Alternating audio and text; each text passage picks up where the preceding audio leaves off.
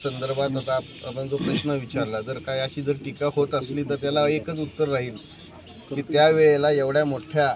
नेत्याच्या हस्ते आपला प्रवेश झाला होता, परंतु आपण त्यानंतर त्या पक्षाला काय वागणूक दिली,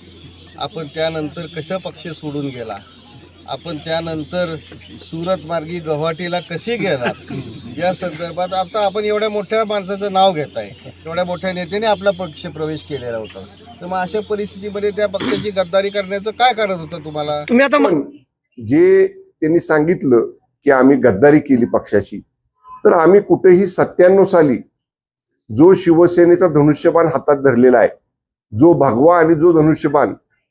17-20 नोव्हेंबर 1997 ला स्वर्गीय शिवसेना प्रमुख हिंदू हृदय सम्राट आदरणीय बाळासाहेब ठाकरे साहेबांनी माझ्या हातामध्ये दिला, तो धनुष्यबाण आजही आमच्या हातामध्ये आहे.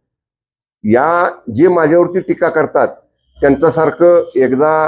काँग्रेस पुन्हा राष्ट्रवादी निर्माण झाली की राष्ट्रवादीमध्ये पुन्हा राष्ट्रवादीनं महाविकास आघाडीची उमेदवारी उभाटाला दिली की पुन्हा अपक्ष झाले की पुन्हा मध्यंतरीच्या काळात 4-5 महिने विधानसभेच्या निवडणुका झाल्या की नंतर ती राष्ट्रवादीच्या व्यासपीठावर घड्याळाच्या तुमच्या तुतारीच्या दिसायला लागले आणि पुन्हा आता ती तुतारी सोडून आता ते भाजपमध्ये आले. त्यामुळं त्यांचा जर इतिहास बघितला तर घड्याळ, रिक्षा, पुन्हा घड्याळ आणि पुन्हा आता तुतारी आणि पुन्हा आता कमळ. त्यामुळे तुम्ही किती चिन्ह किती झेंडे बदलले ह्याचं त्यांना म्हणून आधी उत्तर द्या.